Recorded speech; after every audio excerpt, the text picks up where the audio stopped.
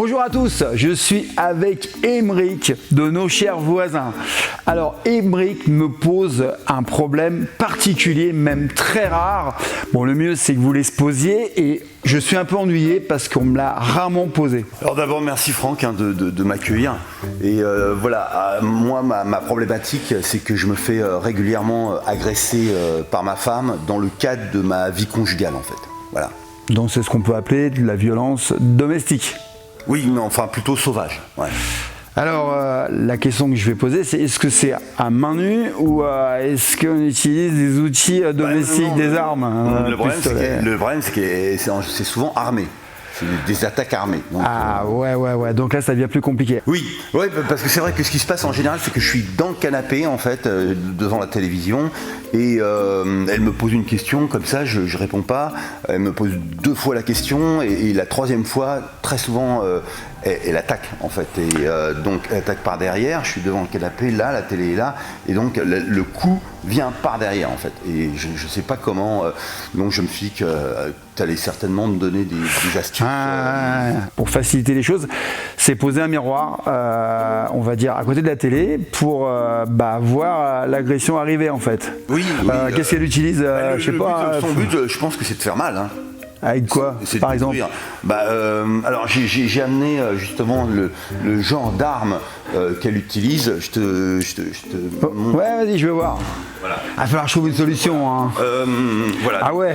Elle arrive et si tu veux un peu donc en fait, elle me pose une question. Je dis pas, t'as descendu la poubelle. Ouais. Je réponds pas. T'as descendu la poubelle. Et c'est là qu'elle arrive. Wow. Et voilà. Ouais, ça se rapproche beaucoup du combat de rue parce qu'il y a effectivement le fait d'être surpris, la violence, et puis la vitesse. Voilà, la vitesse, en fait, c'est le problème. Alors, une autre option auquel je pense, c'est de mettre une sorte de vitre protectrice. Je sais que ça va faire rire. Comme on peut la retrouver dans les bus pour se protéger des crachats, se protéger des coups de poing. Voilà, j'avais pensé à ça aussi. Derrière le canapé. Ouais, mais alors comment expliquer, comment justifier comment dire que vous avez un pote qui travaille là-dedans, qui a une société où il vend justement des protections qu'on peut retrouver dans les banques, qu'on peut retrouver dans les bus. Pour moi, c'est très hypothétique. Donne-moi quand même 2-3 trucs. La 3e option. Toi, t'es agressé comme ça dans ton canapé avec une poêle à frire. Parce que en plus, au combat de rue, tu sens qu'il y a un danger. Ouais. Alors que quand t'es chez toi, moi, je commence à sentir qu'il y a un danger. Mais en fait, très souvent, tu es dans une situation relax, cool. Tu n'es pas du tout dans une énergie de combat. Tu es en vigilance 0 parce que tu es chez toi. Normalement, tu es censé être tranquille. Hein. Pas te faire agresser, quoi, logiquement. Quoi. Après, la dernière solution, avant l'aspect apprentissage casse-tête, mais comme tu es surpris, c'est compliqué. Alors, pour Aymeric, moi, ce que je conseille en dernier recours, c'est le vigile. Un type qui est 24 heures sur 24, comme ceci, et qui vous protège, le vigile. Alors il y a un investissement, mais là c'est une protection assurée 24 sur 24. Ouais. Et là madame, elle fera rien devant vous croyez qu'elle peut basculer en mode sauvage, elle va exploser le vigile? Non. Je vais vous dire une chose, déjà le vigile de là où on va faire les courses, il est pas tranquille quand ma femme passe devant parce qu'une fois elle a sifflé, on a oublié d'enlever le truc de sa culotte, donc ça a sifflé. Le vigile était vraiment, quand elle est déchaînée en fait elle se contrôle plus. Ouais, elle est en mode reptilien quoi. Voilà, reptilien. Et donc comment se défendre face à quelqu'un qui ne se contrôle plus en fait. C'est ça, et d'ailleurs c'est la base du combat de rue, c'est le non-contrôle et comment contrôler l'incontrôlable. Voilà. Alors je vais devoir apprendre à l'homme posé, bien éduqué que vous êtes, basculer en mode bestial. Hein. Voilà, obligé, hein. Et puis mettre un peu en difficulté sa femme. C'est quand elle va voir l'animal qui est en vous qui va sortir, ça va peut-être la calmer. Parce que là, vous êtes en mode, on va dire, tranquille, en mode réflexion, en mode pacifique. Là, vous avez une bête en face de vous, votre femme est une bête. Il va falloir réagir en bête, en animal, sauvage. Et en fait, qu'est-ce qui va se passer? Elle va reconnaître l'animal qui est en vous. Donc là, ça devrait la calmer. Mais c'est vrai que je sens qu'il y a une bête en moi. Et alors justement, comment la faire ressurgir, mais de façon instantanée? La bête arrive, je deviens une bête. Comment faire cette résonance en fait, bête? Il suffit de s'entraîner à être une bête. En fait, je vais vous mettre en situation, dans les mises en situation qui vont faire que je vais vous pousser dans vos retranchements, en zone d'inconfort, qui va faire ressortir l'animal en vous. La bête. D'accord. La bête sauvage. D'accord. Et là, elle va vous reconnaître, et comme vous allez vous synchroniser, ça va l'apaiser. Parce qu'elle va voir que vous avez plus le dessus sur elle. Ça y est, l'animal, peut-être c'est ce qu'elle veut d'ailleurs. Dès que c'est ce qu'elle veut, c'est que la bête qui est en vous sorte l'animal. D'accord. Donc je vais travailler l'animal qui est en vous. D'accord. Yes. D'accord. Bon, on y va. Marché conclu. Alors Patrick va jouer le rôle de ta femme. Ouais. Il va te mettre un gros coup de casserole dans la tronche. D'accord. Ok. Et puis je vais voir comment tu réagis. Et moi je vais t'apprendre à réagir. D'accord. Parce qu'il faut que ça s'arrête ça. D'accord. Ah ouais, non, mais... Alors, fais le geste, tu vas me dire si ça se rapproche beaucoup de ce que tu vis au quotidien. Ouais, c'est un peu ça. C'est un peu ça. Est-ce que tu stresses quand tu vis ça? J'ai pas le don de stresser en fait. Tu vois, j'encaisse. Voilà. Alors maintenant, il va falloir plus encaisser. Réagir. J'espère. Alors, je vais prendre ta place. Alors, il est évident que le problème, c'est que je ne vois pas ce qui se passe derrière. Donc en fait, il faut que tu ouvres un peu tes sens, que tu sois à l'affût, comme un animal sauvage dans la jungle qui peut t'attaquer à tout moment. Donc je suis désolé, mais tu ne pourras te détendre que quand ta femme dort profondément. Oui, mais si je suis devant la télé, un truc qui me passionne comme la météo, je suis un dingue de météo, comment être en éveil des sens tout en étant passionné par... Là, en fait, tu es comme hypnotisé quand tu es dans ta météo. Là. Donc il va falloir que tu sortes de ce cadre-là, puisque tu n'es pas en sécurité. Ouais. Et bien ta femme, il y a un moment où elle n'est plus chez toi. Ouais, bien sûr. Bon, quand elle n'est plus chez toi, là, tu te détends vraiment. Mais quand, malheureusement, même devant la météo, il y a madame, là, tu es un animal sauvage. Tu regardes tout ce qui se passe. Donc il y a des bruits. Il faut que tu saches que si tu apprends à éveiller tes sens, il y a des choses qui se passent. Donc regarde, fais un geste. Tu vois, j'ai entendu le pied. Ouais. Ça y est, l'animal sauvage, tu vas se faire attaquer. Ouais, d'accord. Tu deviens une bête. Alors, je suis ici, je suis attaqué, je ne peux pas bloquer là, puisque je ne vois pas. Donc dès que j'entends un bruit, je suis à l'affût. Le seul que tu peux faire, attaque, c'est esquiver. Simplement une parade du bras. Ça s'appelle un réflexe rectilien. Pas de trucs compliqués. Je pourrais t'apprendre des trucs compliqués, mais c'est pas possible. Donc tu es ici, dès qu'il fait un bruit, tu esquives. Rien ne t'empêche après de prendre quelque chose et de la pousser, la bestiole. Ouais, d'accord. Tu es un animal, tu utilises l'environnement. Ça me plaît. Oui. Non, mais ça me plaît vraiment. Et puis il faut que ça monte. Hein. Ouais. Et est-ce que je peux pousser un cri en même temps pour... je peux... d'accord. Ça peut la... Oui. Ouais, d'accord. Toi, t'es ici, toi, t'es là, tu pars gentiment.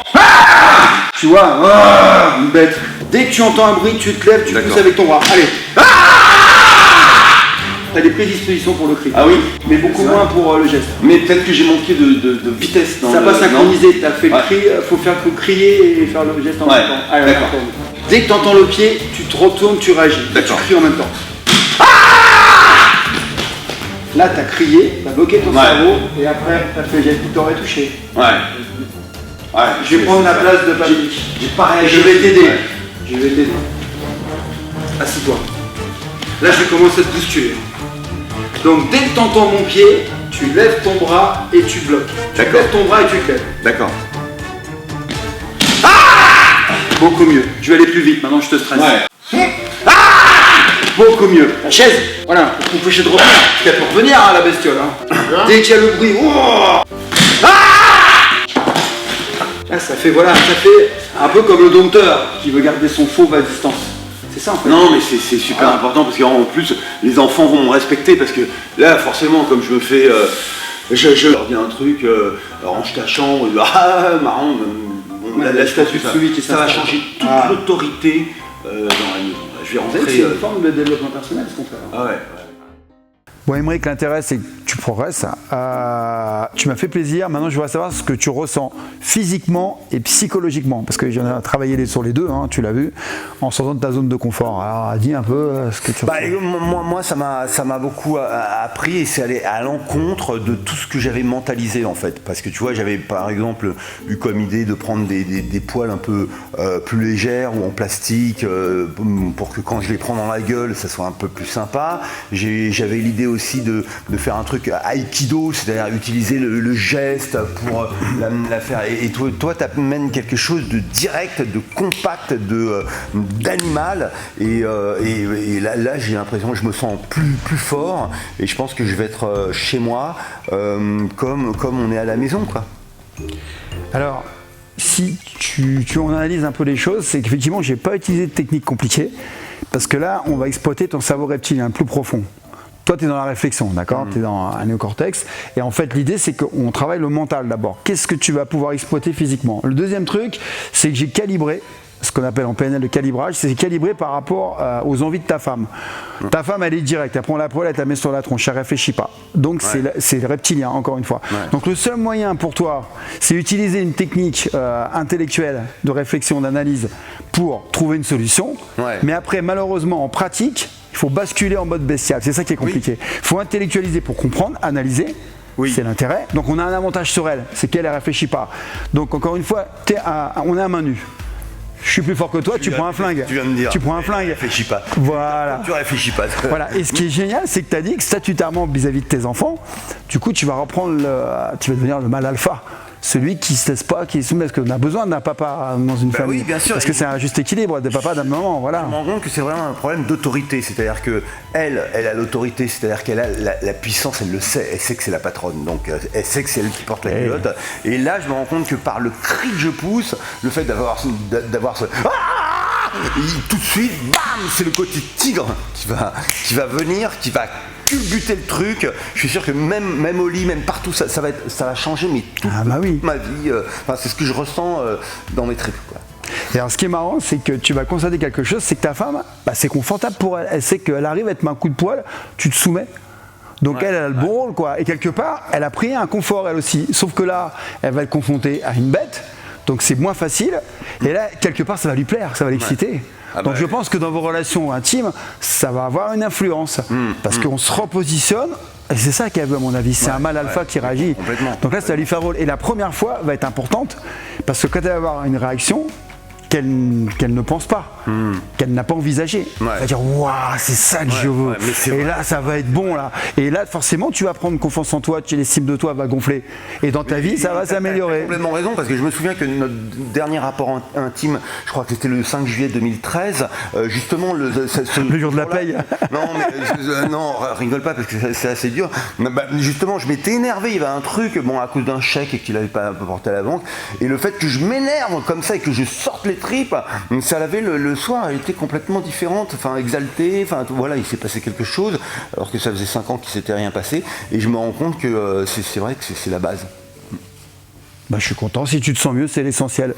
Merci beaucoup. Faut passer par la poêle des fois pour améliorer sa vie personnelle. T'inquiète pas qu'elle va passer à la poêle. Ciao. Salut.